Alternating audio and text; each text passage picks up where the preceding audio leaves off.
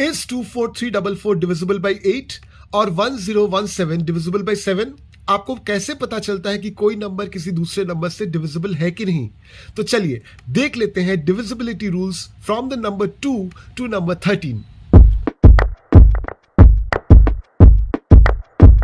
अगर किसी नंबर के आखिर में 2, 4, 6, 8 या 0 होता है, then the number is an even number, और जो भी इवन नंबर होगा everyone is divisible by 2। Example ले लेते हैं 508। यहां पे आखिर में 8 है, यानी कि 508 इज डिविजिबल बाय 2। अगर कोई नंबर आपको दिया गया है तो उसके जितने भी डिजिट्स हैं सबको जोड़िए। जोड़ने पर जो आपको सम मिलता है, अगर ये सम डिविजिबल बाय 3 है तो पूरा का पूरा नंबर डिविजिबल बाय 3 है। एग्जाम्पल ले लेते हैं 308। तो 3 के साथ 0, 0 के साथ 8 को जोड़िए, टोटल आता है 11। 11 is not divisible by 3, hence 308 is not divisible by 3। Take another number 516। यहां पे 5 के साथ 1 को जोड़िए, 1 के साथ 6 को जोड़िए, the total is coming to 12। Now 12 is divisible by 3, hence 516 is divisible by 3। अगर आपको कोई नंबर दिया गया है तो उस नंबर के आखिरी 2 डिजिट्स को देखिए। अगर वो आखिरी 2 डिजिट्स डिविजिबल बाय 4 होते हैं, then the entire number is divisible by 4। Take an example 2308। तो आखिर में मैंने क्या बोला? 08। Now 08 is divisible by 4, hence the number 2308 is divisible by 4। अगर किसी नंबर के आखिर में 0 होता है या फिर 5 होता है, then the number is divisible by 5। एक बड़ा नंबर लेते हैं 396524850। चाहे जितना भी नंबर बड़ा हो, आखिर में 0 है, then it is divisible by 5। अब कोई भी नंबर मैंने आपको दे दिया, उस नंबर में आप 2 चीजें चेक कीजिए। पहला, वो नंबर इवन होना चाहिए, यानी कि उसके आखिर में 2, 4, 6, 8 या 0 होना चाहिए। अगर ये है, अब चेक करिए कि वो नंबर डिविजिबल बाय 3 है कि नहीं।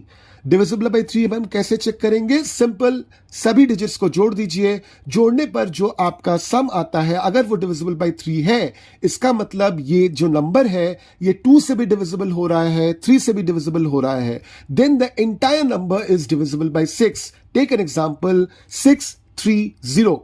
आखिर में 0 है, so it's an even number, पहला क्राइटेरिया मीट हो गया। 6 को 3 के साथ जोड़िए, 3 को 0 के साथ जोड़िए, आखिर में आपका टोटल सम आ रहा है 9। 9 इज डिविजिबल बाय 3, यानी कि 630 इज डिविजिबल बाय 6। अब चले आते हैं थोड़े से कॉम्प्लिकेटेड रूल में चेक करने के लिए डिविजिबिलिटी रूल बाय 7। मैंने आपको एक नंबर दिया 1073, आखिर का नंबर है 3, इसका डबल निकालिए, तो 3 का डबल होता है 6। अब जो बाकी पड़ा नंबर है 107, उसमें से 6 को माइनस कर दीजिए। कितना आता है 107 माइनस 6? 101। यहां पे फिर से आखिर का जो नंबर है दैट इज 1, उसको डबल कर दीजिए, तो 1 का डबल कितना होगा? 2।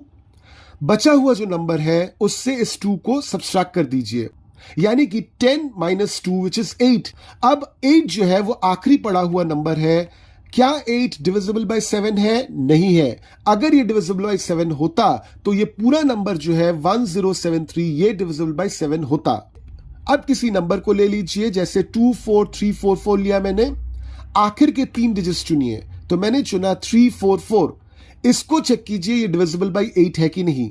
तो अब 344 जो है वो परफेक्टली डिविजिबल बाय 8 है, यानी कि 24344 is also divisible by 8। Divisibility rule of 9 एकदम डिविजिबिलिटी रूल ऑफ 3 के बराबर है, यानी कि कोई नंबर आपको दिया गया है, सपोज 78532, जितने भी डिजिट्स हैं सबको ऐड कर दीजिए, यानी कि 7 + 8 + 5 + 3 + 2, टोटल आपका कितना आ रहा है? 25। 25 का डिविजिबल बाय 9 है? नहीं है। इसका मतलब 78532 is not divisible bye 9। Divisibility rule of 10 बहुत आसान है। किसी नंबर के आखिर में अगर 0 है, that means the number is divisible bye 10। अब चले आते हैं डिविजिबिलिटी रूल ऑफ 11 के लिए। तो कोई नंबर मैंने आपको दिया, सपोज 2143, तो इसके जितने भी इवन प्लेसेस में नंबर है, तो इवन प्लेसेस में यहां पे कौन कौन है? 2 और 4 है। सम निकालिए, तो 2 + 4 इज इक्वल टू 6। अब ऑड प्लेस का सम निकालिए, तो ऑड प्लेस में कौन कौन है? 1 और 3। 1 + 3 is equal to 4। Even place के एडिशन से ऑड प्लेस के एडिशन को सब्सट्रैक्ट कर दीजिए, यानी कि 6 minus 4 which is equals to 2।